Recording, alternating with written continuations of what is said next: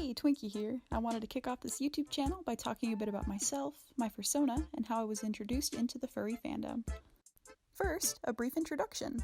While my character is named Twinkie, I mostly go by the name Ray. I'm an introverted artist with a love for things that are cute and colorful.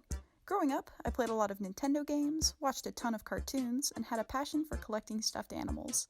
These are all things that are important to me even today, and inspire me to create. If you want to check out my drawings, I'll link all my social media accounts in the description. Alright, enough self-promotion, let's talk about the yellow cat that you're looking at right now. My Fursona Twinkie has been around for about 4 years now. It's hard to imagine back to when she wasn't around, since she's a character that feels so real and so personal to me, especially with all the amazing art that's really brought her to life. It took quite some time before Twinkie became the character that she is today. Around 2013, I was absolutely neck-deep in the My Little Pony fanbase. This was a weird time for a 13-year-old to be interested in ponies, but that's a whole can of worms I'm not even gonna open. With my very first cell phone, I made an Instagram account where I posted my colored pencil drawings of ponies. This is where I made my first ever Sona, Starfruit the Pegasus. I think it's interesting that Starfruit has so many design similarities to Twinkie. Because the My Little Pony community and furries had tons of overlap, I was pretty familiar with the fanbase and the art. I had started to have some interest in furry characters, but ponies were my jam, so I mostly stuck to that for a while. One day though, at my after-school program, which was kind of just a daycare for teenagers, I made a super cool new friend. I didn't make a lot of close friends super easily, but we hit it off right away because they also enjoyed things like Pokemon, Animal Crossing, and My Little Pony. They enjoyed drawing just like I did, and they had all of these chibi fox characters that they even made animations of. I was immediately inspired. The concept of digital art was just mind-blowing for me. I didn't have enough money at the time for a drawing tablet. I was inspired to make art like theirs, so I resorted to drawing with my mouse for a very long time. This led me to create my DeviantART account. As my obsession for ponies began to taper off a bit, I became enamored with the concept of Fursonas, and I knew that I just had to make one for myself. I sat down at my computer desk, opened my free art program, and came up with this cat. Meet Macchiato, or Mac for short.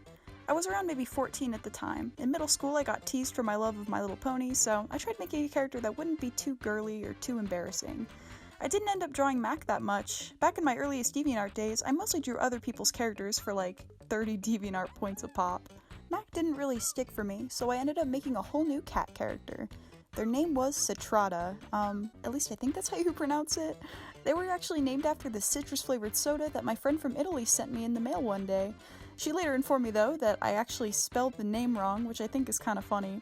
Citrata ended up being the character that I used the most as a mascot for a long time, but they still didn't really feel like a genuine representation of myself, which I suppose makes sense since I didn't really know who I was at the time.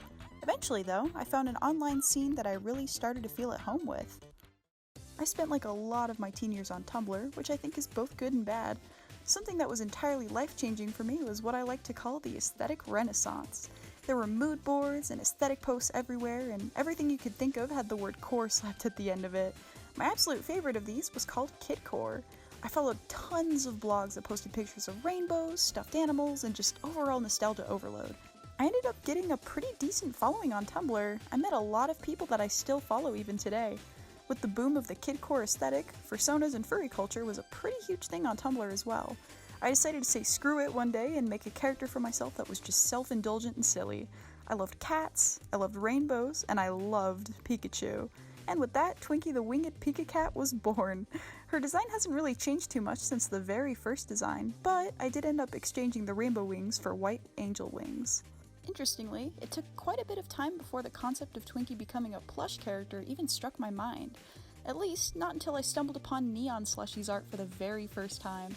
Furries were a very popular concept on Tumblr and all, but it was sort of a niche subgroup that didn't really include furry conventions, well-known furry artists, or even fursuits. Nico's art was sort of mind-blowing for me. I remember scrolling through their art just completely starry-eyed. I loved the plushies more than anything, and the concept of them being brought to life was so inspiring. I drew up an idea for a plush form of Twinkie, but I was just so charmed with the idea that the tag became one of her defining traits. Eventually, I decided to distance myself from Tumblr, which was actually my main social media platform for 5 years or so. My friend suggested that I try out Twitter instead. In early February, I made my account and found out that Twitter was very popular for furries. I got much more exposure to the fandom and brand new creators. I became obsessed with the hugeness of everything. Before I joined Twitter, I actually retired Twinkie for a little while, but seeing everybody's creativity just really inspired me to bring her back. I drew her a full reference sheet, and I just started drooling at the idea of a fursuit, which is something that I didn't really want before. In my obsession stage, I watched lots of furry-related content on YouTube. Some of my favorites included Stormy the Fulf, Solar Saber, and Pocari. I stayed up late one night drawing fan art of Pocari, and to my amazement, when I woke up I saw that she really liked the art and even set it as her profile picture. This was such a neat experience, and before I was even done being starstruck over that, she messaged me and asked if she could mention me in one of her videos. I can't even express the emotions I felt when I watched her video for the first time, and reading all the comments about my art. It was so exciting, and it made me realize that I'd come such a long way from my old colored pencil and MS Paint art. I seriously can't be grateful enough that Pocari helped me get my name out there in the furry community.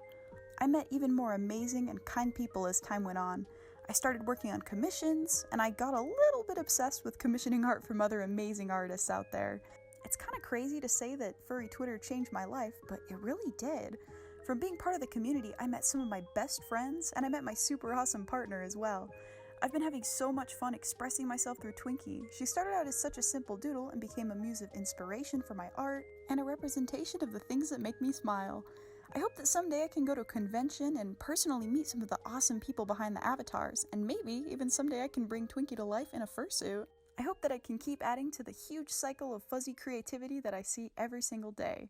Self-expression and creativity is one of the most important things in my opinion.